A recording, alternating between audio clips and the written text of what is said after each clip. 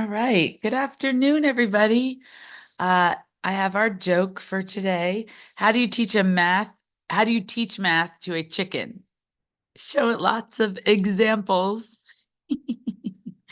I thought that was funny. And then all of these little, operation little eggies here. Like the chicken's happy to learn. Okay. Um, all right. So, I thought that the flag day yesterday was really great. You did some really good practice with volume, finding those two different volumes.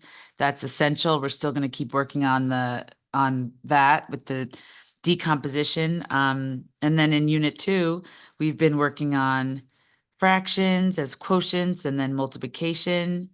So here we head into lesson 6. Okay. Oh, there we go. Okay. So, technically, we did this on Tuesday. We connected division to multiplication of a whole number by a unit fraction.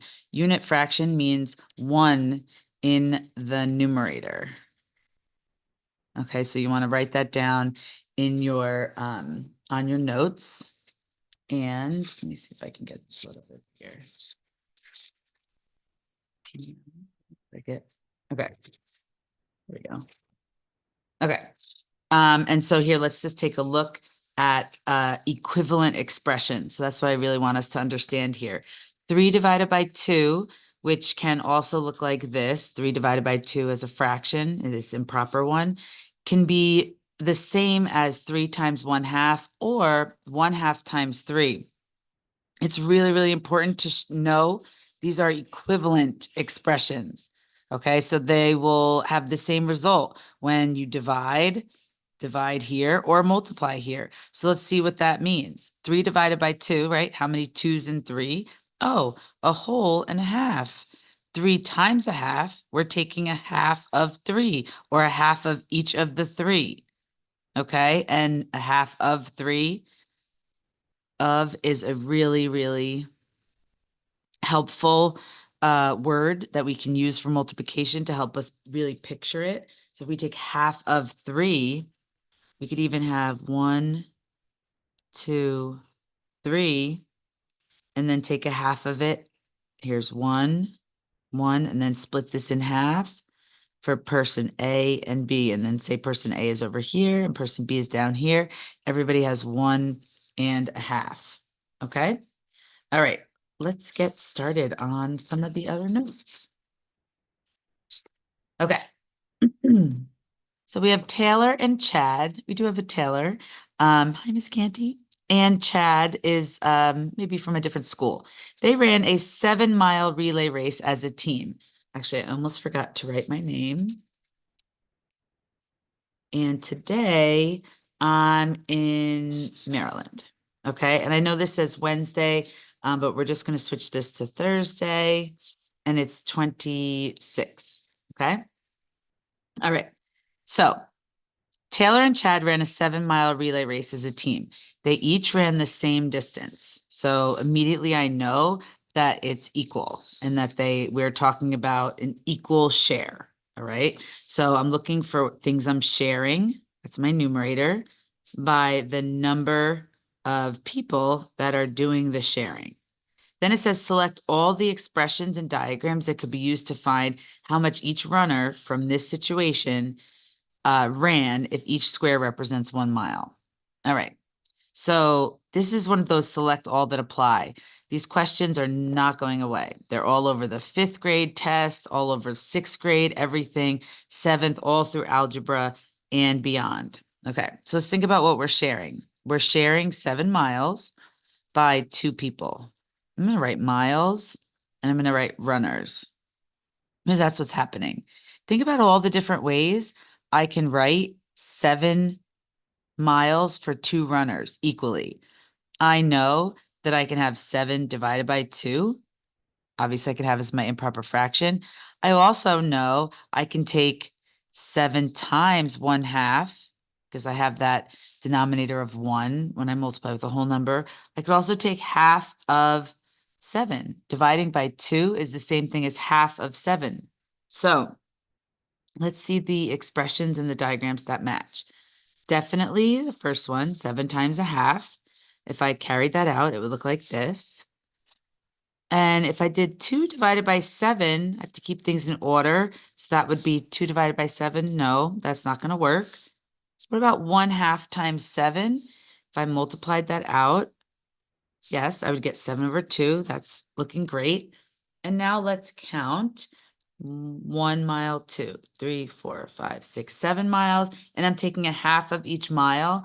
That's going to work out just beautifully because that means I'm taking 1/2 of every single mile. Let's see what this next one is. First of all, we have 7 miles, but 1, 2, 3.5. Wait, I have 3, 4, 5, 6, 7. Okay, so I have not 3.5, 2.5 colored in. 2.5 out of 7.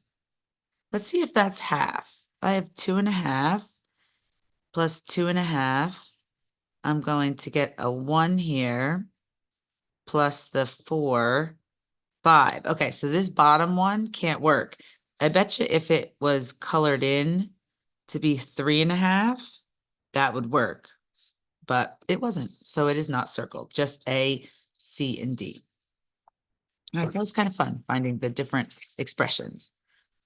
All right, let's look at this diagram. This diagram below can be used to represent this expression 6 divided by 3. Yes, because I have 6, that's the things that I'm sharing. 6 sharing over the number of people or the number of items that is doing the sharing or the splitting or whatever is in the situation. And so if I have 6 here, I have 1, 2, 3, 4, 5, 6 regular rectangles.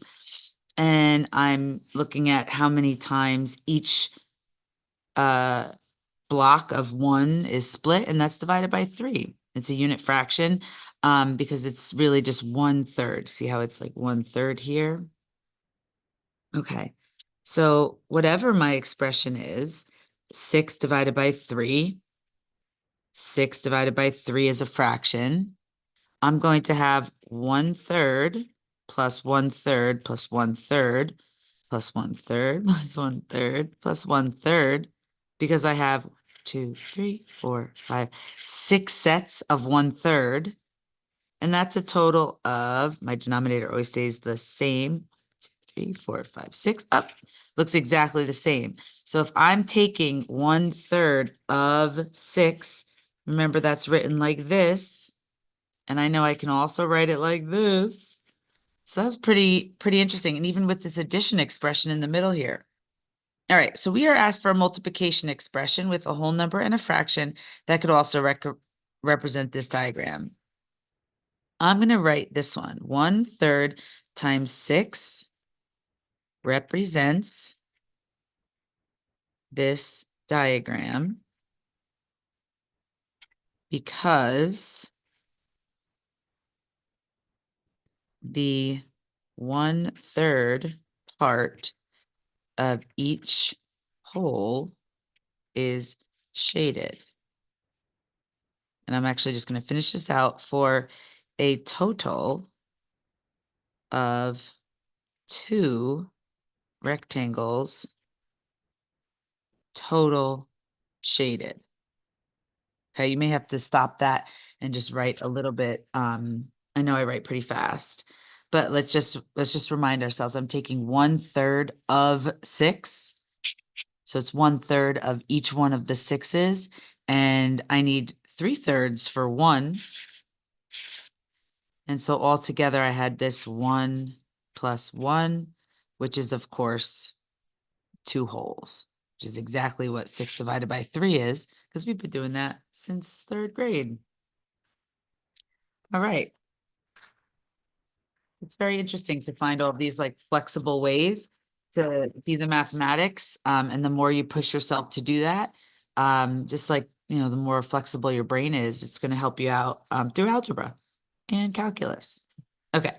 So now we're going to find the value of each expression. So that means obviously solve, evaluate, that's where that comes from. And then we're going to complete column A, then B. All right. So they want us to do column A first and then B.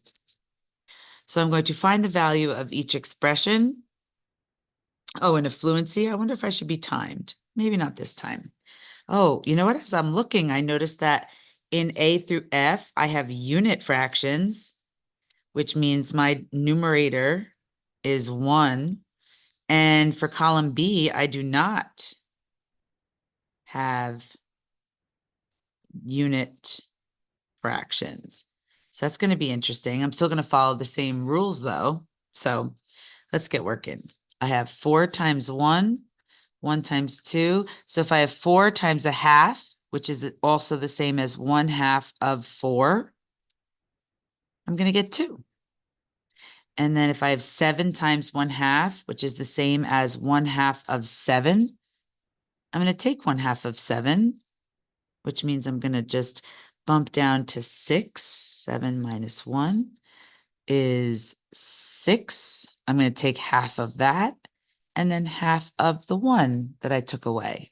So I'm going to get 3 and 1/2. Or I know some of you like to use decimals, 3 5/10. All right, here's another odd number. I have 1/2 of 5. I can say this because multiplication, the order of the numbers don't matter. That's the commutative property.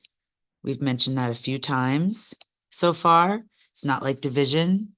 The order matters in division, doesn't matter in multiplication. So if I'm taking 1/2 of 5, or 5 times 1/2, which means I'm listing out all 5 blocks, taking a half of each, starting at 5, bumping down to the even number, dividing that by 2, which is I'm getting 2, and then dividing the 1 by 2, so I have 2.5 or 2.5, and that is definitely half of 5. I know some of you, I've noticed this on your work, this is an excellent habit. You double check by adding the 2 amounts. It's excellent. Okay, let's check the next one. Actually, I'm going to leave you these 3 to do, to be graded, and then I'm going to work on the next 3 on column B, and then you can work on the last 3. All right, so let's go to column B. Interesting. There's a lot of different ways I can approach this. What I notice in column B is 4 times 2 over 2. 2 over 2, that looks like a 1 in disguise. I don't want to pass up the opportunity to do a bubble letter, bubble number. And so if 4 times 1, I'm going to rewrite this. 4 times 2 over 2 is the same as 4 times 1. And that is just 4. Because 4 times 1 is 4. We say that the number keeps its identity, say identity property, and 2 over 2 is 1. 2 divided by 2 is 1. Let's see what else we have in front of us. All right, I have 4 times 3 over 2. So this is greater than 1. So I'm going to have like 4 sets of 3 over 2, which I know that some of you immediately turn that into 1.5. I can hear you right now saying, oh, that's 1.5. And so you definitely need 4 sets of 1.5. But let's keep it as an improper fraction now. It's more efficient to multiply it that way. So I have 4 times 3, which is 12, 1 times 2, which is 2. And look what ends up happening. I have a quick division problem here. 12 divided by 2, or how many 2's in 12? And I get 6. And this is all the work that you need to show. It's really important that when you are like replacing something, you rewrite the whole expression. And here, what we're doing is the 4 times 3, we get the 12, 1 times 2, and then we've replaced it with the quotient when we divide. All right. Here I am, the last one. I have 5 sets now of 1.5. So I'm going to end up with 15 divided by 2. 5 times 3, 1 times 2. And then I am bouncing down to 14, splitting that in half, splitting the 1 that I bounced down from, and I'm getting 7.5 or 7.5, which I know is half of 15 and is same thing as 15 divided by 2. This relationship, half of 15 or 15 divided by 2, is the fact that they're the same is important. I'm actually gonna do one more and I'll leave the last two for you. So you'll have one odd, one even, and we'll do this last even one together. Okay. So I have 8 sets of 2/3. I can add 8, sets of 2/3 if I wanted to, but let's be efficient here. So we have 8 times 2, which is 16, 1 times 3, which is 3. So I'm asking myself, how many 3s in 16? I'm counting by 3, not going over 16. I'm going to have like 3, 6, 9, 12, 15, 18. Oops, I'm going to back up and a 5 pops up. 5 goes into, 5 times 3 is 15. I subtract, and then I have 1 left. So it looks like there are 5 sets of 3 in 16, right? 5 sets of 3 is 15. So I have 5 sets of 3, and I'm going to have 1 part out of my next set of 3. If I had 15 divided by 3, the answer would just be 5. 16 over 3 is 5 1/3. If I had 17 over 3, that would be 5 2/3.